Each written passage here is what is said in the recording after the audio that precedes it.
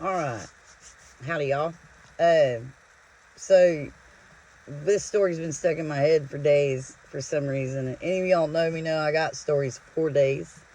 Um, but this one is probably one of the weirdest ones that I've ever um, had happen. Weird things. So, I'll just get into it. So, I was working with a partner one day. We were going to a house to perform a service. Um, we knock on the door, nobody answers, so we wait a little bit. We knock again, and we kind of hear somebody. It sounds like they might be, they're coming towards the door. So we're like, all right, and we also exclaim who we are and why we're there. And so then we sit there and we start bullshitting for a minute and realize it's kind of been a minute. Nobody's come to the door. So I knock on the door again, and when I do, I hear a holler. Like somebody hollered almost like they were in pain. And I was like, oh, fuck this. So I try the door handle, and it's unlocked. I turn it, and I open it, and I pop my head in. And there's a little old woman sitting on this couch. And she is skin and bones. She's in her 80s. She's by herself. Her house is hot as fire. Hotter than hell. It's already hot outside. There is evidence of animals everywhere, animal residue all over the house, and with the heat and everything, the smell was phenomenal. But it was obvious this woman could not get up, so I exclaimed, hey darling, I'm Megan, I'm here to help you, I'm going to come inside so I can talk to you. So me and my partner go inside, and we're standing there, and she can't verbalize much, she's kind of just making some noises, and she's getting upset about it. So after trying to kind of communicate with her for a minute, I go around her little table, and I sit by her, and I hold her hand, and I look at her, and I was like, all right, take a breath, think about what you want to say, and then tell me. And she does, and she kind of gets out, she's in pain, she is there by herself. Also, her back door is wide open. I go and I check the thermostat, and it was set on heat at 87 and on like a 100-degree day. I got her a glass of water. Tried to figure out how we could find somebody to be there with her. And then she says, I have to go to the restroom. And she said, but she can't go by herself. And I said, okay, well, I will happily help you to the restroom. And as I'm getting her up, like, to her walker that she's got, I say, darling, I see you've got an animal, but I haven't seen an animal yet. And she said, oh, I've just got this little dog. We'll call him Ralphie. Rowdy's around here somewhere, and she starts kind of hollering for him, so I kind of start doing too. Send my partner outside because the back door was wide open, and I'm thinking, maybe Ralphie took off or something. So I get to the restroom, and I see Ralphie, and he is laying on that bathroom floor. He's bloated. His eyes are open and white. His mouth is open. He's got flies all over him. He's definitely not breathing. And I'm like, shit. So I try to block the view for a second. And I ask her, I said, darling, do you have another restroom? And she's like, no, and I gotta go. And I'm like, again, shit. So I turn around, and also this dog is right where this woman needs to walk to get to the toilet. And so now I have to figure out how to get this dog out of the way. This dead dog. And I go up to the dog, and I put my arms under it like this.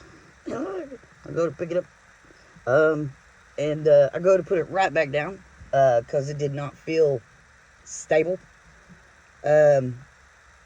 She's getting irritated. She's wanting to go to the restroom, and I totally understand. I'm trying to hurry. And so my next best guess is I take this dog, and I slide it across the tile like 3 feet. It's so gross.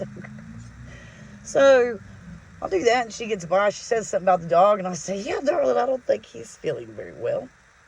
It's like, while you're sitting there, I'll be right back. I'm going to go make a phone call.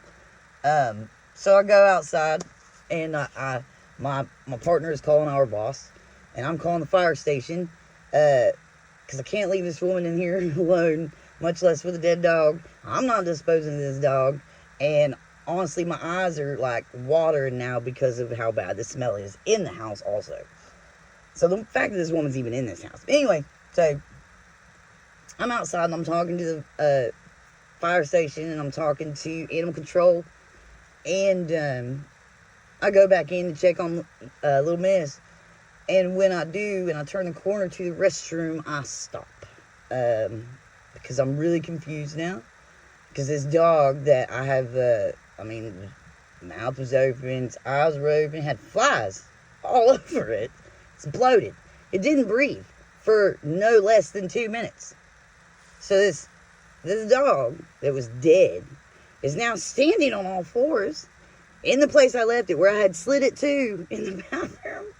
It's there, but it's standing on all fours, and it is making this pet cemetery heaving sound.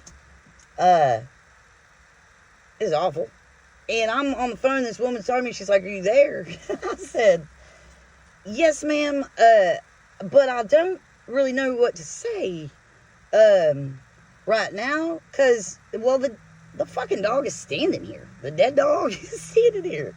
And I kind of giggle, because I'm like, what the fuck just happened? So, after the dog heaves a few times, it just plops right back down. I'm pretty sure it died again. Pretty sure that's what happened. I'm like, I'm going outside now. I'm done. I just watched a dead dog come back to life and then die again. And I don't want any more part of this. So I go outside. And I'm talking to animal control about it. And I'm telling her, "Darling, I'm sorry I called because, the dog was dead." The fucking dog was dead. Anyway, so it weirded me out a little bit. And I don't really get weirded out. But anyway, so, while I'm standing here talking to animal control, a gentleman comes, like, speed walking by us. This random dude. I don't even know where the fuck he came from, honestly. He, like, picks up some random, like, one out of the 50 pieces of trash that's in the yard. And then he walks inside the house, and I'm like, who in the fuck is that? And then he comes walking back out. He's like, "Oh, don't worry about me.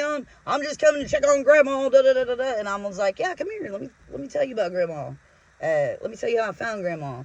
And so then I proceed to give Methy grandson a what for, while the animal control person is smiling, and he's just going, "Yes, ma'am.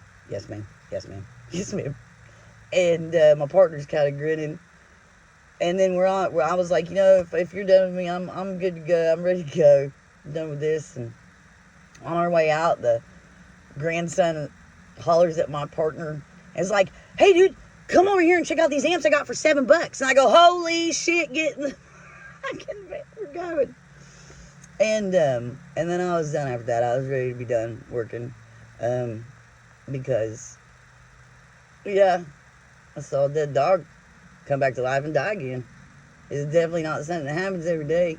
So, it's kind of stuck with me. That's been in my head. And, yeah, there you go.